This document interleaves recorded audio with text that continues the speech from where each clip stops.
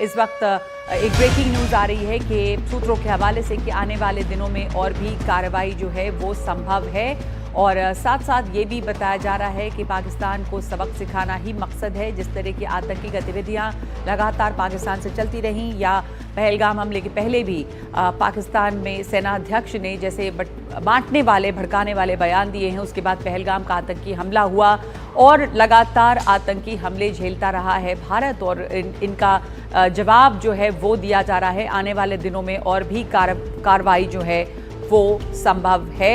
अगर पाकिस्तान ने जवाबी कार्रवाई की तो भारत जवाब देगा। रूस, अमेरिका, फ्रांस, ब्रिटेन ने खुलकर भारत का समर्थन किया है।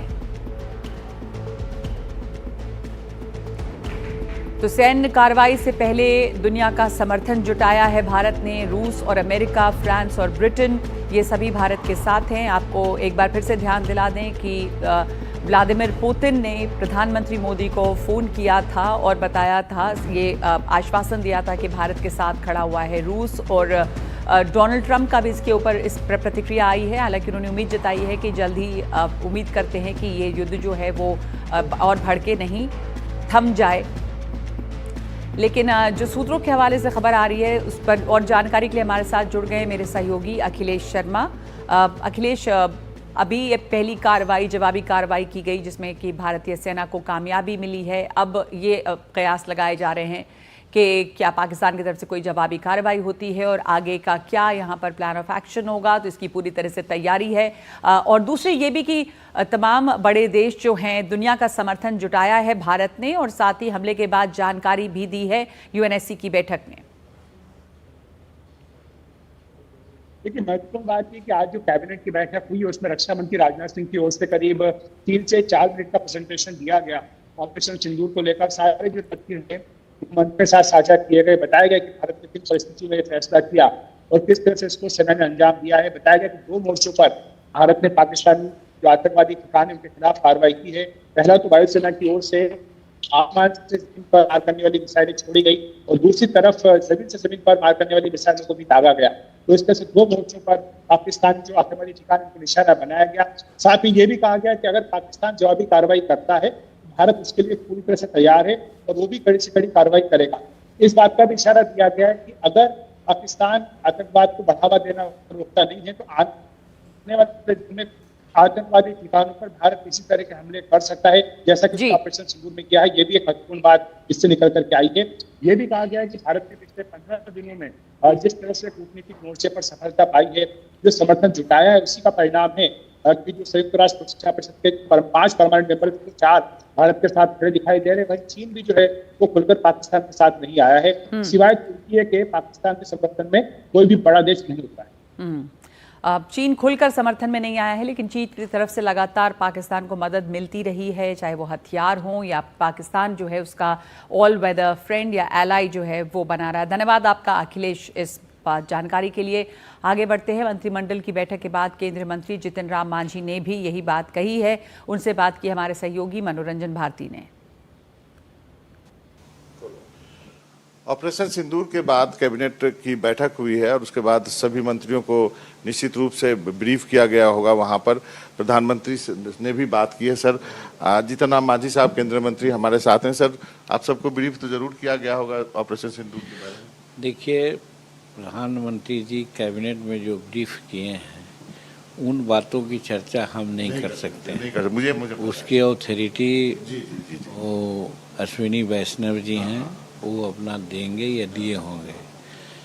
एक बात जो सामने आती है वो ये है कि उन्होंने बहुत संतोष व्यक्त किया कि हम लोगों ने जवाबी कार्रवाई की है और इससे हम लोग संतुष्ट हैं, लेकिन और भी कार्रवाइयाँ होगी, इसका कोई डेट नहीं है, लेकिन हम लोग इतना से संतुष्ट नहीं हैं। प्रधानमंत्री ने, मतलब आप सबने सेना की तो सराहना की होगी, पूरा देश आप लोगों की तरफ देख रहा था, बहुत बड़ी जिम्मेवारी थी आप लोगों की। ये तो सारे मंत्रिमंडल के लोगों ने प्रधानमंत्री को और भारतीय सेना को धन्यवाद दिया, आभार व्यक्त किया और ये कहा कि भाई आपने जो कहा उससे बढ़ कर के ही किया है।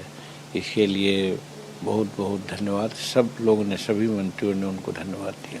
माफी चाहता हूँ, आप कुछ कह रहे थे कि यहीं पे नहीं रुकेंगे, मैंने आपको इंटरप्ट कर दिया।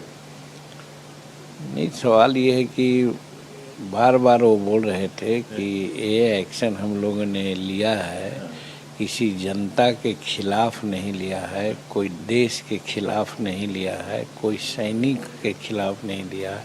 हम लोग आतंकवादियों के खिलाफ किया है और आतंकवादी सिर्फ 9 जगह ही हैं, ये नहीं कहा जा सकता है। और भी आगे कार्रवाई हो सकेगी, ऐसा आभास मिलता है। एक अंतिम का सवाल है सर कि यदि पाकिस्तान कुछ कार्रवाई करता है तो फिर स्थिति फिर तो युद्ध जैसी हो जाएगी। अब इस पर हम कुछ नहीं कहेंगे, लेकिन इतना ज़रूर हम लोग कहेंगे कि कोई भी कार्रवाई क्यों न करे, भारत उसके लिए तैयार है, सक्षम है, करारा जवाब देगा। पहलगाम आतंकी हमले के बाद एनआईए जो जानकारियां जुटा रही हैं, हमले का वीडियो भी सामने आया है। एनआईए की लोगों से अपील है हमले से जुड़ी जानकारी और वीडियो हमें साझा करें। पहलगाम हमले के वीडियो जुटा रही है एनआईए, लोगों से वीडियो शेयर करने की अपील की है।